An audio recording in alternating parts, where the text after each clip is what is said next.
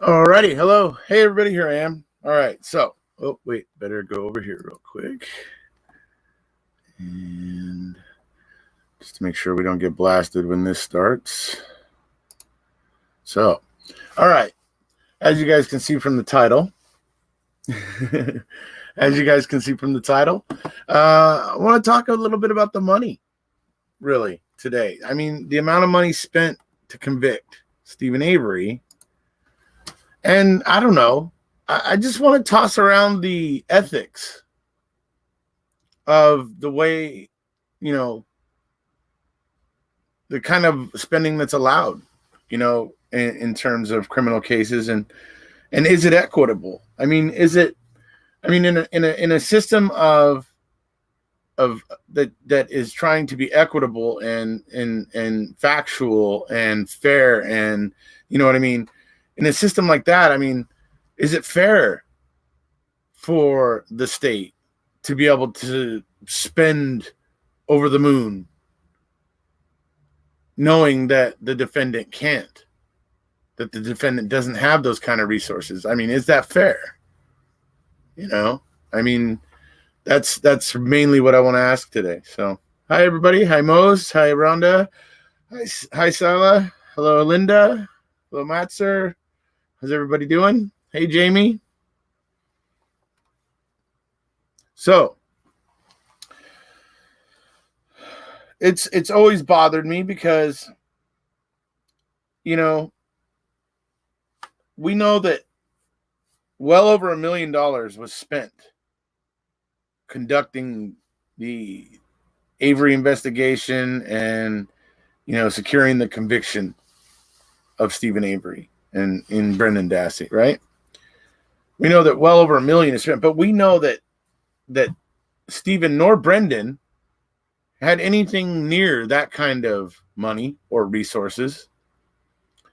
Stephen and Brendan certainly didn't have a bunch of people in the state's employ that they could have do things like computer forensics, Detective Veely over in Grand Chute. Certainly Stephen and Brendan didn't have those kinds of things available to them. Right? So we have all this money that the state was able to spend pursuing its conviction of Stephen Avery. And one of the things I like to point out, I often like to point this out, is, folks, what did Wisconsin get for their money? Like, seriously, when you think about it, all that money was spent. What did they get for their money? A bunch of hokey evidence that doesn't make sense, that looks suspicious, that has issues, that has Manitowoc County sheriffs involved with the finding of it when they should never have been there.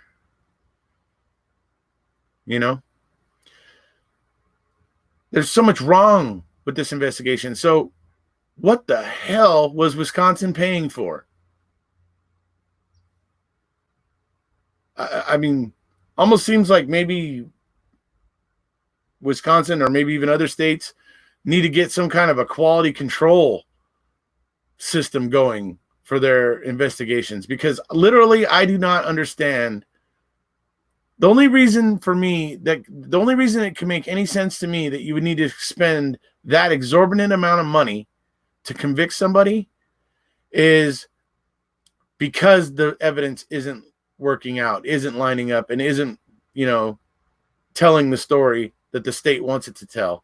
And so more money has to be spent to try to create, connections in the narrative and that sort of thing. That's honestly the way I see it. That extra money was being sent because they were fishing for every little thing they could find to help their very shaky narrative float over the net. Let's see. Bragging rights. I think I saw Sharon Sunshine there a second ago. Let me see here. Oh, there she is. Hey Sharon. Hi Chase.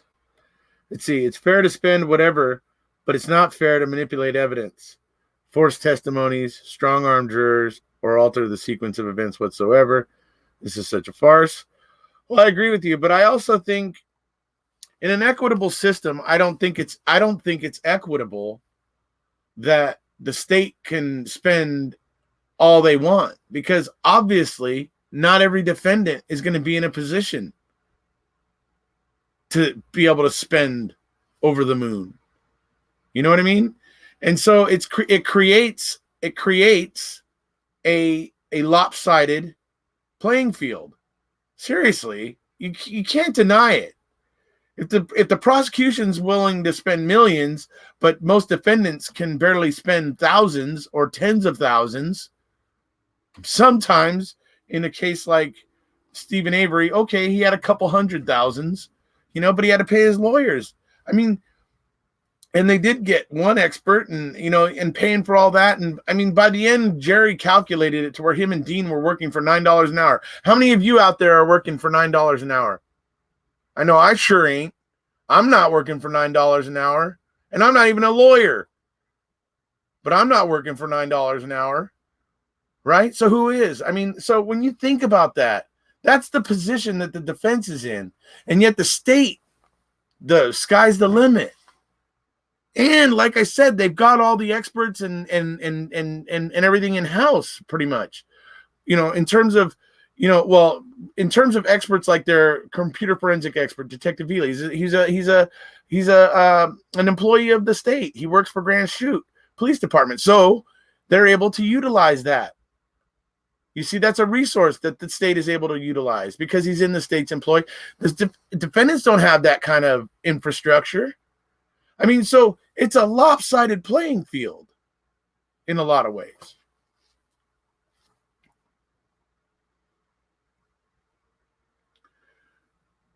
What did Stan say here? Hold on.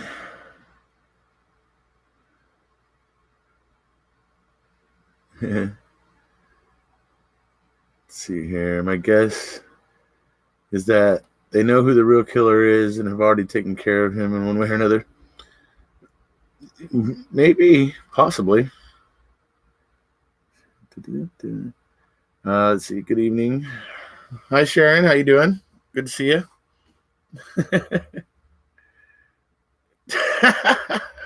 Anyways. So, yeah, I mean, obviously, right now it's acceptable because it obviously nobody else is talking about it. But I mean, for me, I think it's inequitable. I think it creates inequity in our justice system to allow that. I mean, what could any of us do? What could any of us do if the state, set its sights on us and was willing to spend over $1 million to convict us? What could we do? You know what I mean? I mean, what? You know what I mean? If you were wrongly accused and the state's going to, pour it on like that, I mean, yeah. So, and I'm not saying that the state shouldn't be allowed to get experts and all that kind of stuff, but, and Travis has said that I think Travis has said before that, or at least maybe some states have it, where that, there is some kind of limit. There is some kind of the judge does actually try to balance, how much is spent by either side or whatever. Or if the prosecution spends money on something, then the defense has to be also, it needs to receive the benefit of that, whatever it was, right? So the results of it and stuff like to where then at least then it's shared, right? But we know that in this case, they got Detective Veely checking out the Dassey computer. We got Ken Kratz and the prosecutors calling it Brendan's computer, turning it over literally a month, 3.5 weeks before Denny is due, and playing all these games with it, not really being upfront. This is the kind of thing I'm talking about. This is where, obviously the dishonesty in this case is bad enough, but when you realize that the state was able to be dishonest and be able to spend as much money as they wanted in the pursuit of this conviction, I mean, yeah. It's like Sean Atwood has said, and I've had Sean Atwood on here before, and you guys have heard him say, and Sean has been through the justice system here in America. He has sat through a trial. He was into some stuff when he was younger, when he was here in America, and he did some things and got caught up in some stuff, and he had to go to prison. But he remembers going to his trial, and he talks about it now. He says it didn't have anything to do really with truth.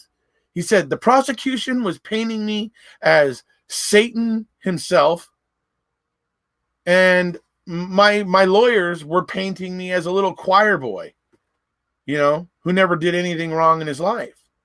He said, and it was just big. It was just two sides putting on a big theater show, and whoever puts on the better show usually wins. And he said, and usually the prosecution puts on a better show because they've got the money to put in and make their show better. So that's one thing Sean has pointed out. And like I said, he's been through it here in the United States. And he's experienced it firsthand. So it just bothers me when the money needs to be, things need to be equitable. That's what our justice system is supposed to be. It's about fairness and being equitable, right? And I just feel that allowing that kind of spending by the state with a defendant who can never, ever dream of being able to spend that kind of money to bring in, their own experts, that seems like a problem to me, a huge problem.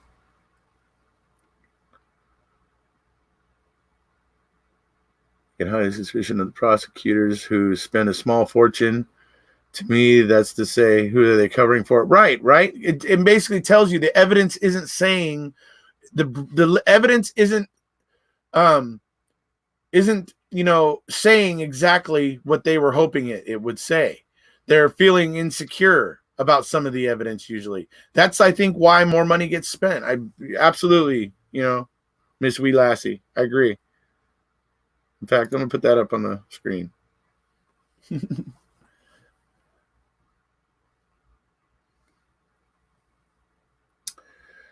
Let's see, we'd be screwed in all directions. Right. Yeah, but how much is their paycheck? I watched an interview with KK where he suggested Dean had an influence on Barb taking the computer, getting it cleaned. Yeah, well, he's going to need to have more than just claims. A jury is not capable of seeing through any of the two shows. Okay, listening in the USA. Can you not request a breakdown of the state's spending on a trial, including? I think there is a way to find out that. Yeah. See, I don't really think Dean or Jerry deliberately hurt the case. I don't either. But definitely missed some. Yeah, I think they missed some things. Yeah. Let's see here. So, yeah, it's just like I said, I don't think it should be allowed. I think it's just, it seems like it creates an uneven playing field, in my opinion,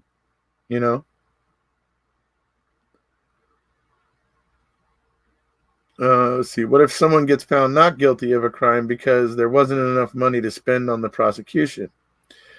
Well, as I've said, and that's kind of, and I think I did address this really. But here, since you said that, we'll just put that one up. So, as I said, if the state is always going to be in the position of having, now, sometimes you're going to have defendants that are going to have the resources, right, to spend like the state, okay? But I'll tell you, there's very few defendants that can do that, right? So what I was saying is that no, the state should be able to spend and do what it's going to do to build its case. But, the defense needs to be in on all that expert evidence, all that sort of stuff. The defense needs to be in on that. And And it's just like I said, with what was spent in this case, and then you see like the antics that they had going on with the CD, where they were clearly trying to hide it and hide the information on that Dassey computer, because they knew it would rob them of one of their most important witnesses, which was Bobby Dassey. They knew that it would create him as a third-party suspect, and that therefore he would not be a good witness for them. And that's why. That's why that Dassey computer stuff was so desperately being hidden, and they were playing games with it, because they did not want to lose Bobby Dassey as one of their star witnesses. And if he had been elevated to a third-party suspect, he would have lost credibility, and they would not have wanted him to be one of their star witnesses. Okay, so you got to see what they're trying to avoid there. But my point is that they're spending all this money, they're doing all this dishonest stuff that we all know how dishonest they're being. So my point is that if the state is going to be able to spend money on experts, then the state should have to create a little bit of money for the defense to go find an expert to rebut their experts or certain experts, however that's going to work. But it can't just be the state can just spend to the moon. That's just not fair. I mean, to me, like I said, it's not about I want bad guys to go free. It's about that's an uneven playing field. Okay, if the evidence is going to say that the person's guilty, then the evidence is going to say that the person's guilty, right? And so when you start spending too much, it starts to make your evidence seem. I'll put it this way: it would make me think that you feel your evidence is weak, and that's why you're spending so much money to back it up. Right? I don't know. I think it's inequitable. Obviously it's a sticky issue because, we don't want people going free, that deserve, that have done very terrible things. And we don't want that. We want them to be in, you know what I mean? We want them to be in, somewhere where they aren't causing harm to society at large. But at the same time, we don't want our police officers pulling, random, mentally limited children off the street and pinning crimes on them because they just can't figure out who actually did it. So there's aspects of this that we have to consider. So thank you very much, Chase. Thank you so much. I think I'll have some Dr. Pepper now you say that. Oh, no, very kind. Thank you so much.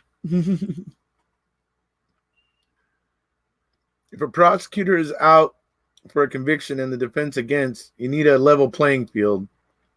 But it should be prosecutor out for the truth, unbiased. Defense to acquit, then the diff is no problem. Well,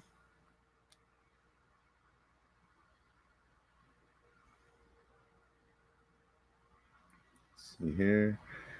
He must have drank all the Dr. Pepper after last night. Experts should be paid by the court. Yeah, I'm thinking that's what some kind of system like that should be set up where it's determined, maybe in pre-trial what experts are, necessary or whatever. I don't know. This could all tie in with like the Center for Integrity of Dean and Jerry started the Center for Integrity of the Forensic Sciences or whatever. It could maybe tie in with them where, we really start to determine at the beginning of a trial what experts would be needed, would be required, and that way we're limiting the amount of junk science that kind of gets brought in or attempts to get brought in, and maybe that sort of thing. But I think that it should be decided what kind of experts are going to be needed in a given trial, and that there should be some kind of a pool that both sides draw from. I mean, obviously we can all talk and, everything's like, whatever, but it's harder to make these things happen, of course. But, the fact of the matter is the way it is right now, the state is just unlimited in what it can do. And I just think that's problematic. You know what I mean?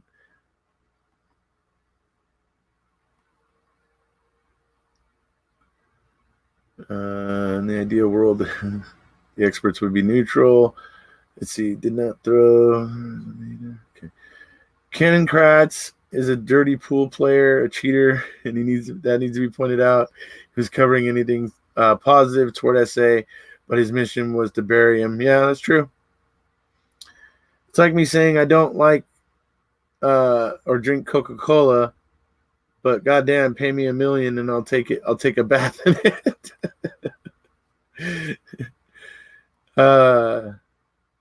Let's see here. Does anyone know what the victim's family has to say, especially since Kathleen Zellner picked up the case? Not much, Stan. Really, not much at all. Get this comment down here.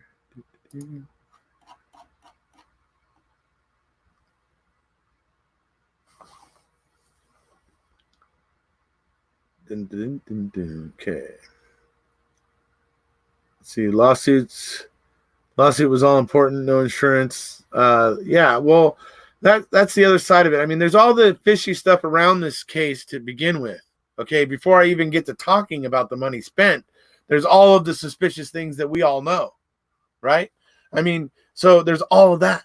And then there's this astronomical amount of money that was spent.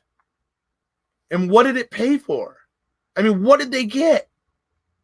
A shite investigation, a crap investigation. What were they paying for? Where's the quality control? Because all I see is a train wreck of an investigation with just the most inexplicable things going on. I mean, yeah, so anyway. Experts shouldn't be paid at all if they're an expert. Input is credible. They should offer it for free to validate how good they are at their job. Maybe.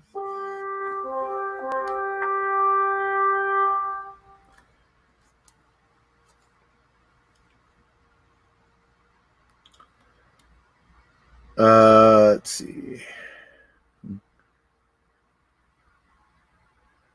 See, the number of prosecutors in the USA going rogue because of their zealous drive to convict is uncountable. That's the other thing here. I mean, we got so much going on here where it's convictions. It's no longer about truth and justice. It's just about convictions, because that's how district attorneys now measure their success. It's measured in sheer convictions, right or wrong, sheer convictions. And that's a problem, because that's not how our prosecutors and our DAs are supposed to, that's not their role in the justice system. In fact, the Supreme Court has said it in many decisions. We saw it pointed out in many of the amicus briefs for Brendan, that the prosecutor has a very special responsibility in our justice system, because they are the gatekeeper, essentially. They're there to keep frivolous prosecution from going forward, and not pressing forward with frivolous cases and cases that have no, merit or whatever. Like, and it's up to them to be kind of, like I say, the gatekeeper, and they're supposed to care about what's just. But it's no longer about what's just. It's about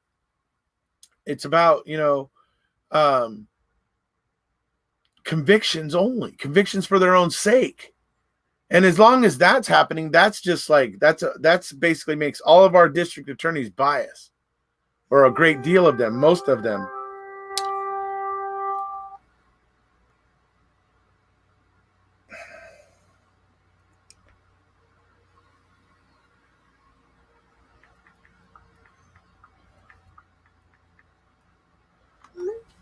Sorry.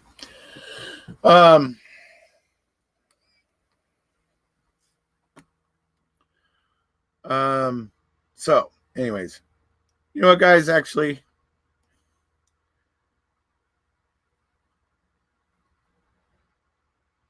this person that's texting me needs me. Okay. You know what, guys, I'm gonna give you guys give me just 1 second so I can just answer this person real quick, and then I can be done with them.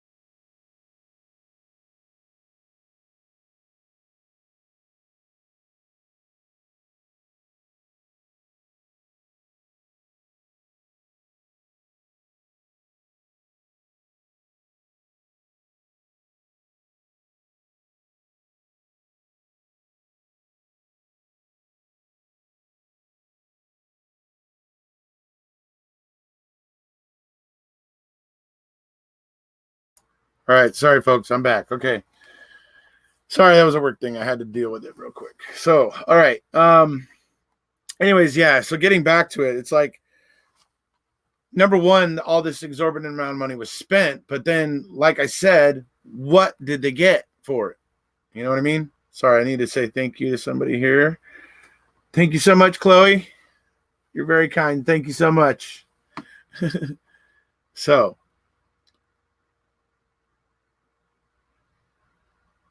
interlude music. Yeah, well,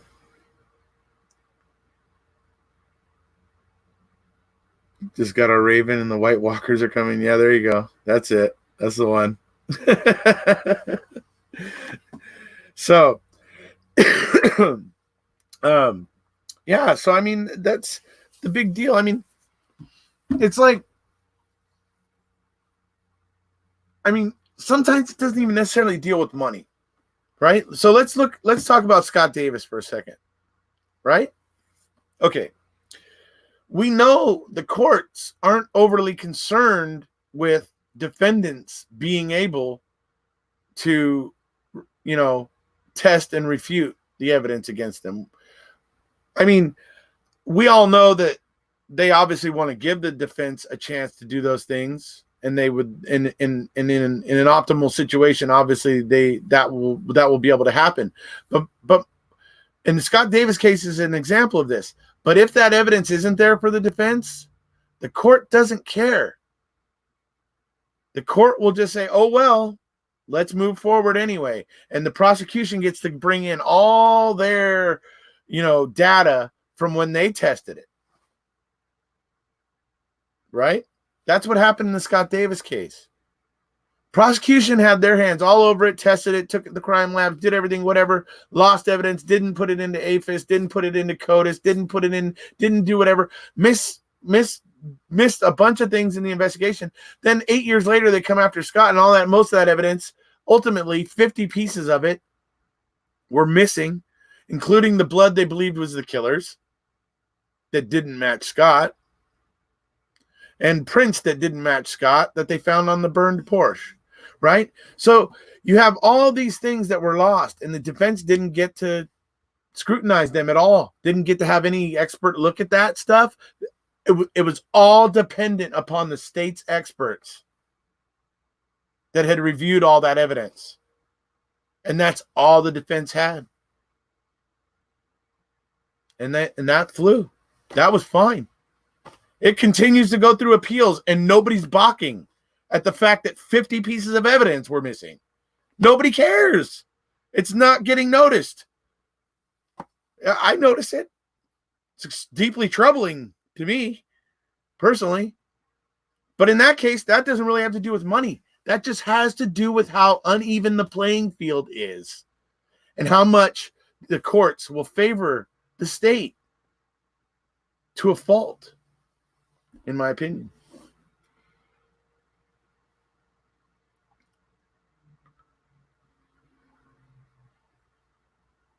This connection is fine here in Scotland. Woohoo! Gales are blowing. Is it bucketing it Dune, Miss Wee Lassie?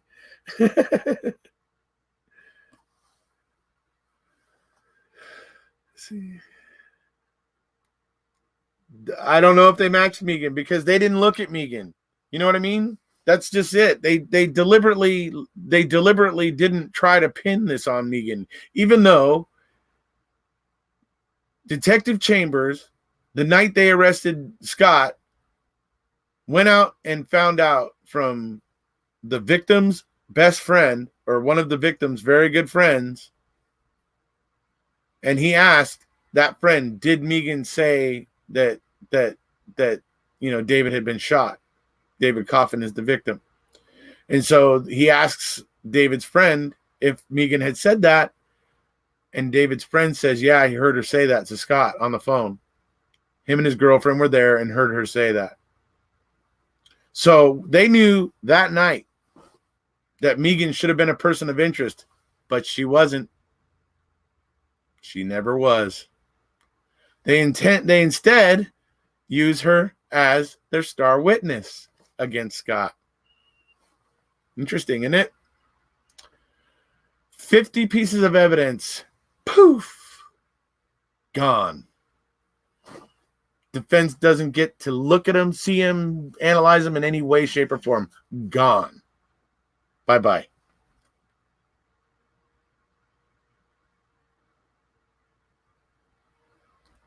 Okay. So, yeah, you guys know how I feel about the Scott Davis case. It's another case to me that's just, close to my heart because it's stupid what happened there. Okay. I mean, I can't imagine how any investigator, and I struggle to call Detective Chambers an investigator because he's piss poor at it. But I don't see how any investigator could ignore somebody who actually knew that the victim had been shot in the head while their body was burning in a fire. Okay? How an investigator could somehow not think that that person may be a person of interest is mind-boggling. And that's why I say I struggle to call Detective Chambers a detective because he is so piss poor at it. You know what I mean?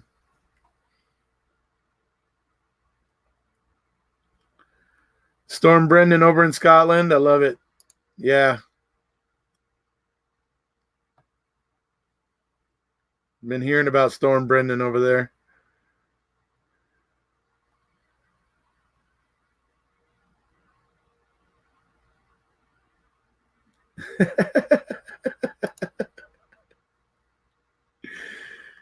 The state loses evidence, does not store evidence correctly, so the defense has it. So the defense has it to check on too. Then that particular piece of evidence should be dropped from the case. Well, nope. In Scott Davis's case, the judge said, "Nope, yep, bring it on in. Let the state bring it on in." And everything that they had done, all the evidence that they had analyzed and everything, they were able to bring their experts in to testify to all the things that they had tested back 8 years previously, but the defense didn't get anything. All they literally had was the statements of the state's crime lab techs and experts and whatever. They were not able to scrutinize anything themselves. So Captain makes a good point right there. Aye, aye, Captain.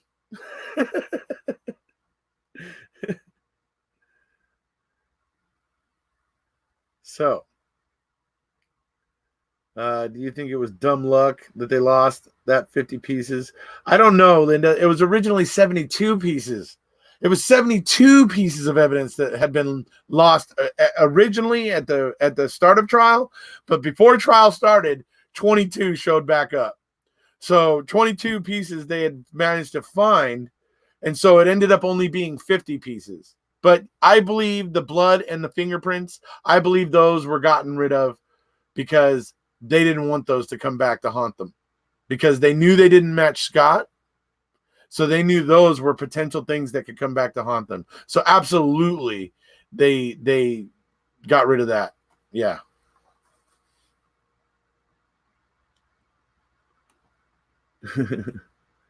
Yeah, it's bizarre.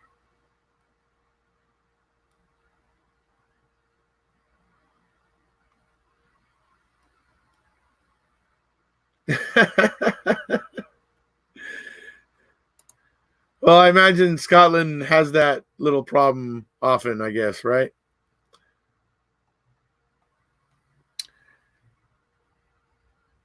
Thanks for your dedication. The case, I believe your dedication should set up uh, the Brave browser so everyone can tip you in bat. A Brave browser? What's that? I don't know what the Brave browser is. But if anybody's interested, I have Patreon. You can support me on Patreon, Erico's AMAM on Patreon. I have PayPal. You just send it to Erico's AMAM. That's my email address. You send it there. I don't know what Brave browser is, so I'd have to look into what that is. So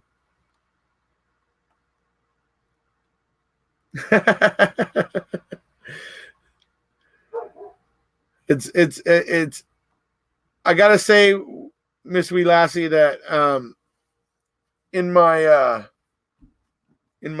learning here and discovering more and more about Scotland, I gotta say the consensus seems to be that it rains a lot.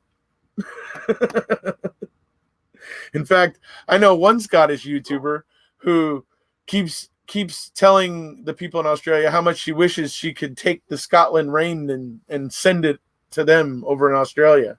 You know what I mean? So, but anyway, I digress.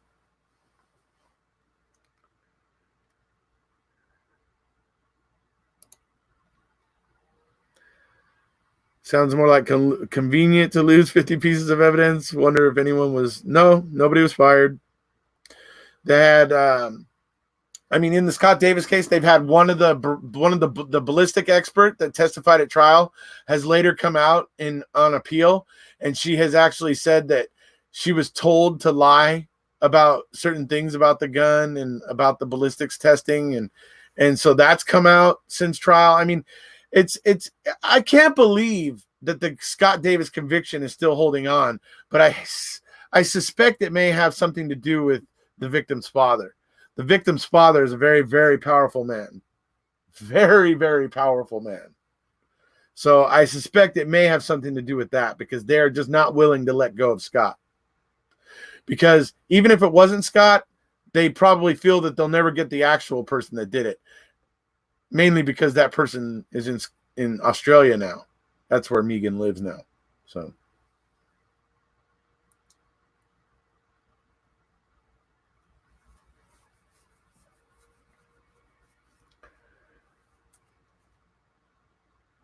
it does not rain a lot there. Okay, well, I'll take your word for it. Yeah, see, Sharon, it makes big puddles, right? I mean, just like the video I put up over on my other channel. I have another channel, by the way, folks, over there, Eric Jose Doctor Who. And over there lately, I've been following Scottish independence and everything over there. And so I've been, learning a lot about, that. But I put up a video just yesterday or whatever where it showed a march through Glasgow where they were doing a freedom Scottish independence march, where the people that wanted independence were marching through Glasgow and everything. And there was a couple clips of people dancing. There was one clip of these people, they were all dancing under a bridge, and I swear it looked like they were all dancing in about like 3 inches of water. Like it was like, it was, but they were having a great old time, man. It didn't daunt them at all. It was, so it was funny.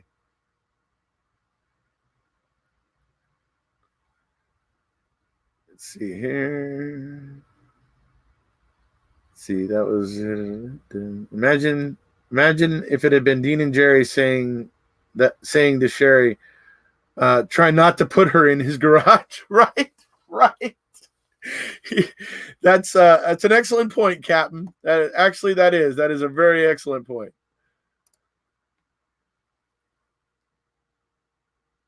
Edinburgh. Uh-oh.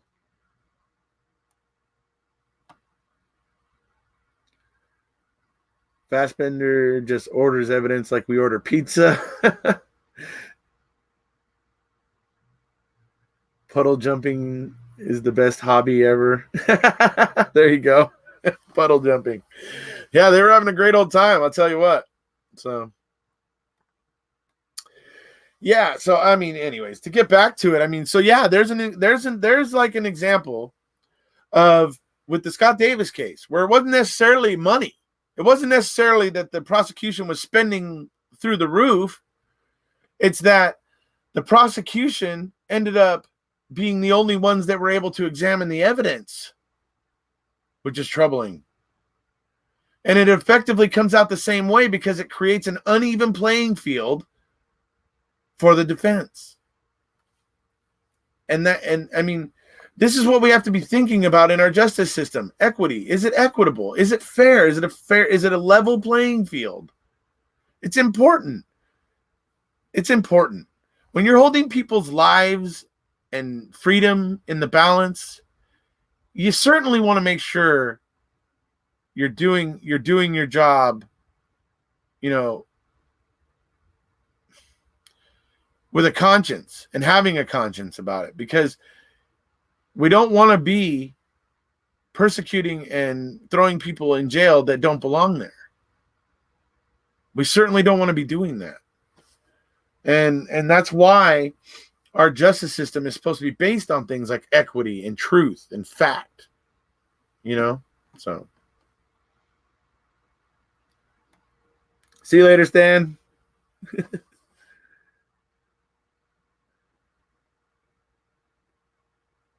Cases we follow, there is and wasn't ever fair playing. Right, exactly. Prosecution should be swimming upstream. So if anything, the defense should have more than the prosecution, unless the prosecution is neutral, right? The underdog is always deemed as being expendable. We are classed as nobodies, right? So, well, that's just it. And so that's why I wanted to do this, video and talk about this. You know what I mean? It's I just think it's a problematic situation if we allow, the state or DAs or prosecutors or whatever to just spend to just be no limit and just spend whatever and do whatever, basically, by any means necessary, kind of chasing convictions, I guess you might say, by any means necessary. And that's just not a good way to be, in my opinion.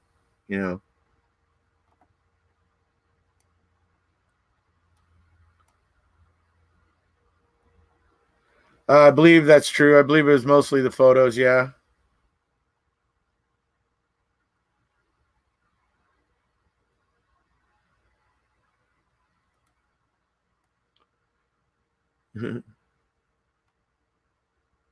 So, yeah, I mean, that's I don't know. That's my thoughts, basically on this. And obviously, I guess to wrap up, I mean, it's certainly disingenuous to see the state go and spend over $1 million prosecuting Stephen Avery, right? When they knew that he couldn't possibly come up with that kind of money for himself to fund his defense, right? But now that Stephen has Kathleen Zellner, and she is willing to spend the money, and she is willing to even and level out that playing field. And now they're all wham, wham, wham. Zellner's mean. Zellner's not fair. She's lying. She's blah, blah, blah. We want to cry foul now that there's somebody that's going to be able to spend as much money as we did. That's what it comes off like. Obviously, that's not what they're saying. They're not saying they're crying foul. They're not saying that, but that's what it comes off as, to hear them complain because they don't like the fact that Zellner's bringing, shooting huge holes in their case. You know what I mean? So, I mean, to watch them get all huffy now that Stephen has an attorney that's going to spend that money is just, they're like children. They're stupid. It's ridiculous. You spent all that money. And I mean, like I said, for those of us who have been studying this case and following this case and digging into the documents and learning all we could about this case, we know, what the hell were they spending this money on? What in the hell were they paying for? Because they got a crap investigation out of it. Pretty much everything about this case is crap. So what was that money going towards? I think Wisconsin needs to ask for their money back, personally. So,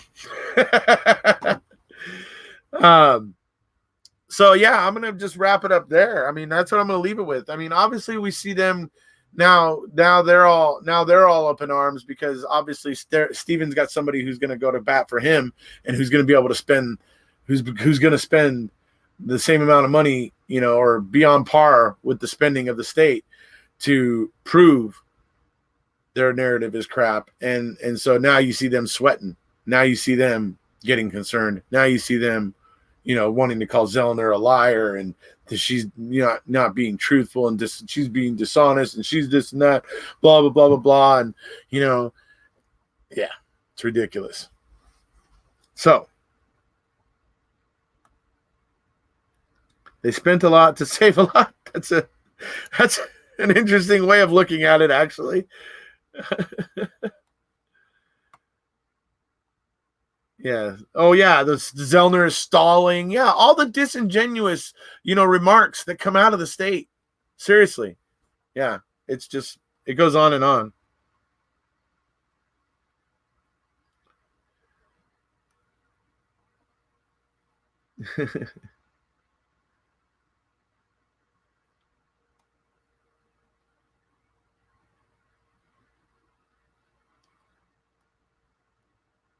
System. Yeah, absolutely, Linda.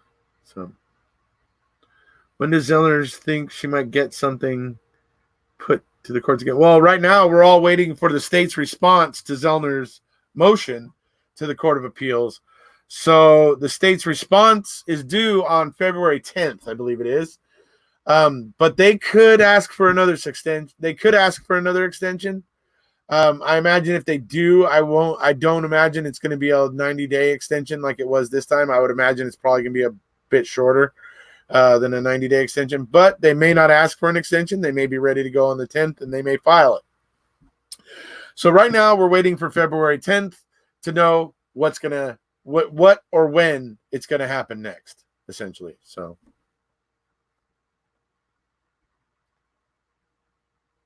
Thank you all for being here. If you don't do the crime, you should do. I know that Artie does say that a lot, Rubber Ducky, and I do like that line. It's a good one. It is a good one. I find it humorous that that KZ has the state of Wisconsin chasing their tails. Oh yeah, and clammed up to where they can't even speak. Yeah, they're intimidated. That's for sure. You'd have thought with that money, they would be able to identify the difference between rubber, animal bones, on human remains. Yeah, you might. You might think that. Yeah, spending that much money, certainly. So, all right, folks. Please like this video. Get out there, share it on Twitter, whatever, let everybody know. Anyway, so if you haven't already, please hit subscribe, and we'll see you. Thank you for being here, everybody, and thank you, Chase, again. And everybody have a good one.